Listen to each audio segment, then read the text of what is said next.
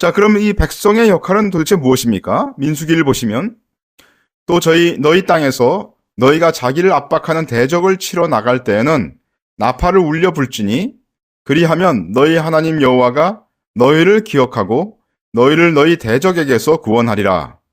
괴가 떠날 때에는 모세가 가로되 여호와여 일어나사 주의 대적들을 흩으시고 주를 미워하는 자로 주의 앞에서 도망하게 하소서 하였고, 이 말씀을 보면 백성들은 대적을 치러 나가는 것이 그들의 임무였습니다. 또 백성들은 대적들을 흩어달라고 하나님께 모세가 기도하는 것을 알 수가 있죠. 따라서 백성들의 역할은 무엇이냐면 전쟁하는 것이 그들의 역할이었습니다. 다시 말해서 신약적인 의미에서 그들은 영적 전쟁을 치르는 자들이라고 얘기할 수 있겠습니다. 에베소 6장 그러므로 하나님의 전신갑주를 취하라. 이는 악한 날에 너희가 능히 대적하고 모든 일을 행한 후에 서기 위함이라. 그런즉 서서 진리로 너희 허리띠를 띠고 의의 흉배를 붙이고 평안의 복음에 예비한 것으로 신을 신고 모든 것 위에 믿음의 방패를 가지고 이로써 능히 악한 자의 모든 화전을 소멸하고 구원의 투구와 성령의 검 곧 하나님의 말씀을 가지라. 여기 보면 우리 다 알고 있는 말씀이시죠. 신약 성경에서 모든 그리스도인들은 이와 같이 영적 전쟁을 치러야 된다, 이렇게 얘기하고 있는 겁니다. 하나님의 전신갑주를 취하라. 그리고 성령의 검 곧 하나님의 말씀을 가지라고 얘기하고 있습니다. 그래서 이 하나님의 백성이 이제 누구입니까? 바로 우리 모두가 하나님의 백성이다라고 성경은 얘기하고 있는 거죠. 여기 보면 그 이스라엘의 진이 배치되어 있습니다. 민수기 2장에 나오죠. 맨 가운데 있는 것은 성막이 있습니다. 이 회막을 들어가서 봉사하는 자는 바로 아론과 그의 아들 제사장들이었죠. 그리고 그 주위에서 이 제사장들에게 선물로 주어진 자들이 바로 있었습니다. 그게 바로 게르손과 고핫과 므라리, 이 세 자들과 그들의 자손들이, 그 레위인들이 바로 이 아론과 그 자손들 제사장들에게 선물로 주어진 레위인들로서 성막을 봉사하는 그와 같은 자들이었죠. 그리고 그 바깥에는 진들이 배치되게 됩니다. 그 동쪽에는 유다 지파가 대장이 되어서 거기 지키게 되죠. 동쪽은 그 시편 19편에 보면 해가 뜨는 그런 곳이고 그 해는 곧 그리스도를 상징하기 때문에 유다 지파의 자손으로서 그리스도가 오실 것을 말씀하시기 때문에 유다 지파가 동편에서 주장을 맡고 있는 것을 알 수가 있습니다. 그 후에 이제 제 남편에는 루벤이 있고요. 또 에브라임 지파, 아셀 지파 이렇게 사방으로 12지파가 진을 감싸들고 있는 것을 알 수 있습니다. 여기서 이 진 배치를 통해서 하나님께서 우리에게 말씀하시고자 하는 것이 무엇입니까? 그것은 어떤 특정한 사람만 제사장이고 어떤 특정한 사람만 레위인이고 어떤 특정한 사람만 하나님의 백성이다 라고 얘기하는 것이 아닙니다. 이 이스라엘 진을 통해서, 이 진 배치를 통해서 하나님께서 우리에게 말씀하시고자 하는 것은 우리 각자가 모두 다 제사장이고 우리 각자가 모두 다 하나님의 교회를 봉사하는 레위인이고 우리 각자가 모두 다 영적 전쟁을 치러야 되는 하나님의 백성이다 라는 것을 예표하시기 위해서 이와 같이 이스라엘 진을 배치하신 것으로 우리가 믿습니다. 따라서 백성의 3분의 1만이 제사장이고 또 어떤 3분의 1만이 레위인이고 어떤 3분의 1만이 백성이 아니라는 것이죠. 우리 모두는 하나님 앞에 제사를 드리는 제사장이요, 우리 모두는 하나님의 교회를 섬기는 봉사자인 레위인이요, 우리 모두는 영적 전쟁을 치르는 그와 같은 백성이다, 하나님의 백성이다 라는 것을 우리는 이 진을 통해서 하나님께서 말씀하신다고 믿습니다. 바로 우리가 제사장이고 바로 우리가 봉사하는 레위인이고 바로 우리가 전쟁에 임하는 백성들이라는 것을 하나님께서 우리에게 말씀하시기 위해서 이와 같이 진배치를 하셨다는 것을 알 수가 있습니다. 이 중에 3분의 1만이 제사장이고 이 중에 3분의 1만이 레위인이고 이 중에 3분의 1만이 백성이 아니라는 얘기예요. 우리 각자가 모두 다 제사장이고 우리 각자가 모두 레위인이고 그래서 이 하나님의 교회를 봉사하고 우리 각자가 백성이라서 하나님 앞에서 영적 전쟁을 치르는 자로 하나님께서 우리를 부르셨다는 것을 예표하는 것이라는 거죠. 하나님께서 이런 일을 한 것은 제가 볼 때는 아마도 신약교회의 교회의 모습을 우리에게 보여주시기 위해서 우리가 각자 어떻게 행해야 될 것인가를 알게 하기 위해서 보여주신 것이 아닌가 저는 그렇게 생각합니다. 그래서 우리는 제사장이요 또한 레위인이요 백성입니다. 제사장은 하나님께 제사를 드리고 레위인은 교회에 봉사하고 백성으로서 우리는 영적 전쟁을 치릅니다. 그래서 하나님의 진은 우리의 새 모습을 보여준다라고 얘기할 수 있겠습니다. 자, 여러분 11조 하면 빠지지 않고 등장하는 구절이 있습니다. 예? 이 구절 여러분 다 아시죠? 아마 외우고 있는 사람들이 있을 겁니다. 만군의 여호와가 이르노라 너희의 온전한 11조를 창고에 들여 나의 집에 양식이 있게 하고 그것으로 나를 시험하여 내가 하늘 문을 열고 너희에게 복을 쌓을 곳이 없도록 붙지 아니하나 보라. 예. 우리 말씀한 것처럼 제사장은 하나님께 제사를 드리고 레위인으로서 우리는 교회에 봉사하고 백성으로서 우리는 영적 전쟁을 치른다고 했습니다. 하나님께서 명령하시기를 여러분 그 안식일과 마찬가지로 11조도 계속 하나님께서 구약에서 말씀하시지 않습니까? 그죠? 네. 뭔가 특별한 뜻이 있어요. 여기 보면 온전한 11조를 창고에 들이면 너희에게 복을 쌓을 것이 없도록 하는 문을 열고 복을 부어준다 그랬어요. 옛날에 우리 어릴 때 말이죠. 이런 그 분이 있었습니다. 간증하는 나오셔서 공장을 하시는 분이었어. 다 아시죠? 그런 스토리. 공장을 하시는 분이었는데 어느 날 자기 공장이 다 불에 탔어요. 예? 그래가지고 앞불사 다 망했어. 그 이후로 이 사람이 변했습니다. 어떻게 변했냐면 자기가 가지고 있는 소득의 10분의 1은 반드시 하나님께 드렸다 이거예요.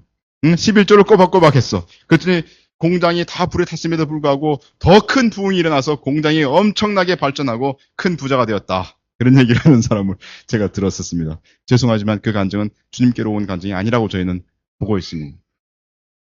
자, 여기 하나님께서 복을 쌓을 것이 없도록 붙지 아니하나 보라 이렇게 얘기했어요. 여러분 신약 성경에서 복 얘기를 하고 있습니다. 어디서 얘기하고 있습니까? 찬송하리로다. 하나님 곧 우리 주 예수 그리스도의 아버지께서 그리스도 안에서 하늘에 속한 모든 신령한 복으로 우리에게 복 주시다. 여러분 신약 성경에서 복은요 그리스도이지 재물이 아닙니다. 신약 성경에서 재물이 복이라고 얘기한 적 있습니까? 없습니다. 없어요. 여러분 신약 성경 찾아보세요. 재물을 복이라고 얘기한 적이 없습니다. 신약 성경에서는 spiritual blessings, 신령한 복을 우리에게 얘기하고 있습니다. 그러므로 여기서 말라기에서 하나님이 하신 말씀을 신약 성경으로 얘기를 한다면 이렇게 풀이됩니다. 내가 너에게 이른다.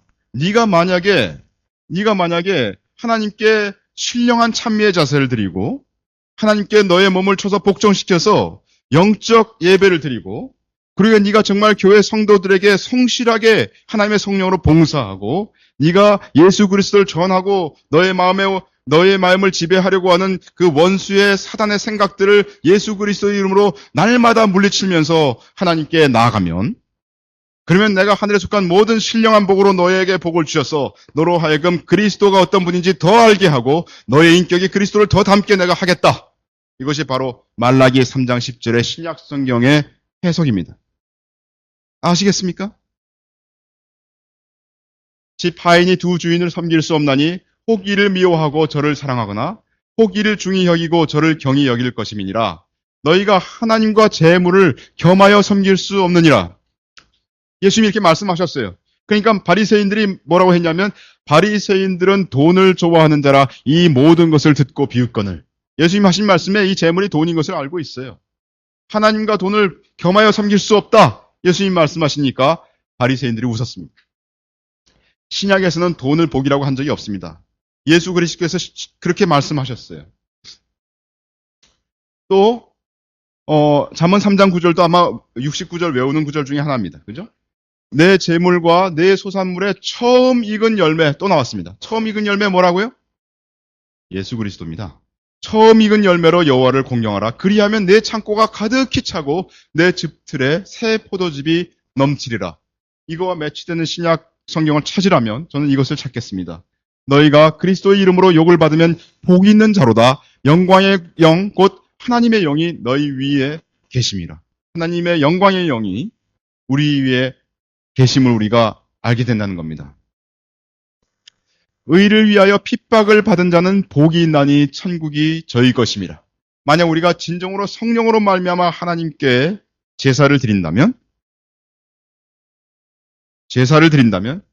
그리고 하나님께 봉사한다면 성도에게 봉사하고 그리고 우리가 영적 전쟁을 치른다면 그러면 우리는 복 있는 자라고 주님께서 말씀을 하시고 있는 거죠. 특별히 이거는 그 의를 위하여 핍박을 받은 자라고 했기 때문에 백성으로서 영적 전쟁을 치르는 장면을 더 말씀하신 것이라고 우리는 볼 수가 있겠습니다.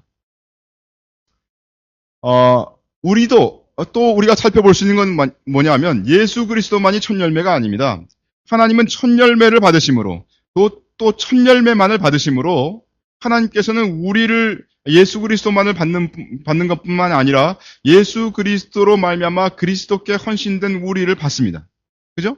그래서 하나님께서 말씀하시기를 그가 그 조물 중에 우리로 한 첫 열매가 되게 하시려고 자기의 뜻을 좇아 진리의 말씀으로 우리를 낳으셨느니라. 그리스도를 통하여 우리도 하나님의 생명을 받았기 때문에 우리도 하나님 앞에 한 첫 열매인 겁니다. 아시겠습니까? 너희는 그것을 이렇게 먹을지니 허리에 띠를 띠고 발에 신을 신고 손에 지팡이를 잡고 급히 먹으라. 이것이 여호와의 유월절이니라. 내가 그 밤에 애굽 땅에 두루 행하며 사람과 짐승을 물어나고 애굽 나라 가운데 처음 난 것을 다 치고 애굽의 모든 신에게 벌을 내리라. 나는 여호와니라. 내가 애굽 땅을 칠 때 그 피가 너희의 거하는 집에 있어서 너희를 위하여 표적이 될지라. 내가 피를 볼 때에 너희를 넘어가리니 재앙은 뭡니까? 처음 난 것을 치는 거죠. 이스라엘 장자를 치는 재앙이 너희에게 내려 멸하지 아니하리라. 그리스도의 피로 말미암아 장자를 하나님께서 구원하셨기 때문에 이때부터 하나님이 장자에 대해서 클레임하십니다. 장자는 내 거다. 장자는 뭘 예표합니까? 하늘에 기록한 장자들의 총회와 교회와 만민의 심판자이신 하나님과 및 온전케 된 의인의 영들과 장자들은 누구라고요? 곧 우리들입니다. 우리들이 바로 장자입니다. 왜? 예수 그리스도가 장자이고 그분을 통해서 우리가 장자가 된 겁니다. 그래서 하나님은 첫 열매만을 받으시는 것을 알 수가 있습니다. 그리스도가 첫 열매요. 그리스도로 말미암아 우리가 장자입니다. 우리가 첫 열매가 된 것이죠. 오직 생축의 첫 새끼는 여호와께 돌릴 첫 새끼라 우양을 물어나고 여호와의 것이니 누구든지 그것으로는 구별하여 드리지 못할 것이며 원래부터 첫 새끼는 여호와의 소유이기 때문에 그것을 소원 예물로 다시 드릴 수가 없다는 얘기입니다. 우리는 원래부터 하나님의 것입니다. 그죠? 예수 그리스도는 원래부터 하나님의 것이에요. 하나님께 바쳐진 자예요. 그래서 하나님 앞에 우리는 디폴트로 하나님이 받으시는 성령으로 말미암아 받으시는 그와 같은 자들이 된 것을 알 수가 있습니다. 그래서 성경은 우리에게 이야기를 너희 몸은 너희가 하나님께로부터 받은 바 너희 가운데 계신 성령의 전인 줄을 알지 못하느냐? 너희는 너희의 것이 아니라 값으로 산 것이 되었으니 그런즉 너희 몸으로 하나님께 영광을 돌리라고 하였습니다. 우리는 우리의 것이 아닙니다. 하나님이 우리를 사셨기 때문에 하나님의 것이다. 우리는 장자이다라고 성경은 얘기하고 있는 거죠. 그 다음, 우리가 맨 처음에 아브라함이 멜기세덱을 만나서 11조를 드린 것이 11조의 제일 처음이라고 얘기를 했는데 그 부분을 잠깐 더 보겠습니다. 멜기세덱에 대해서 신약 성경의 이야기를 이 멜기세덱은 살렘 왕이요 지극히 높으신 하나님의 제사장이라 여러 임금을 쳐서 죽이고 돌아오는 아브라함을 만나 복을 빈자라. 아브라함이 일체 10분의 1을 그에게 나눠주니라. 그 이름을 번역한즉 첫째 의의 왕이요 또 살렘 왕이니 곧 평강의 왕이요 아비도 없고 어미도 없고 족보도 없고 시작한 날도 없고 생명의 끝도 없어 하나님 아들과 예수 그리스도와 방불하여 마치 예수 그리스도와 같다. 무슨 얘기입니까? 예수 그리스도를 예표하는 분이다 하고 얘기하죠. 멜기세덱은 바로 예수 그리스도를 예표하는 자입니다. 항상 제사장으로 있느니라. 항상 제사장으로 있는 바로 예수 그리스도를 예표하는 그와 같은 자가 멜기세덱입니다. 이 사람의 어떻게 높은 것을 생각하라. 조상 아브라함이 노량물 중 좋은 것으로 10분의 1을 저에게 주었느니라. 또한 10분의 1을 받는 레위도 아브라함으로 말미암아 10분의 1을 바쳤다 할 수 있나니 레위가 누구에게 뭘 바쳤다고요? 멜기세덱에게 10분의 1을 바친 거라 얘기했습니다. 무슨 얘기입니까? 멜기세덱은 예수 그리스도를 예표하는 자이기 때문에 레위가 예수 그리스도에게 10분의 1을 바친 것을 얘기합니다. 이는 멜기세덱이 아브라함을 만날 때 레위는 아직 자기 조상이 허리에 있었음이니라. 아브라함은 도대체 누굽니까? 아브라함은 믿음의 조상입니다. 우리 모든 예수 그리스도로 말미암아 믿음을 가진 모든 사람의 조상이 바로 아브라함이다. 아브라함이므로 우리는 아브라함이 백성의 대표라고 얘기할 수 있습니다. 아브라함은 백성의 대표입니다. 우리 모두 믿는 자의 조상이기 때문입니다. 또 아브라함은 제사장이라고 표현은 되어 있지 않지만 아브라함이 하나님께 제사 드린 적이 있어요. 아십니까? 창세기 15장에 하나님께서 이스라엘 백성에 관해서 언약하실 때 아브라함이 새를 제사 드린 것을 여러분들 기억하시죠? 하나님이 그 제사를 직접 행하시는 것을 우리가 볼 수가 있습니다. 그래서 아브라함이 제사를 드린 장면이 있습니다. 그래서 아마도 아브라함을 제사장이라고 표현은 하진 않았지만 제사 드린 자로서 우리는 알고 있습니다.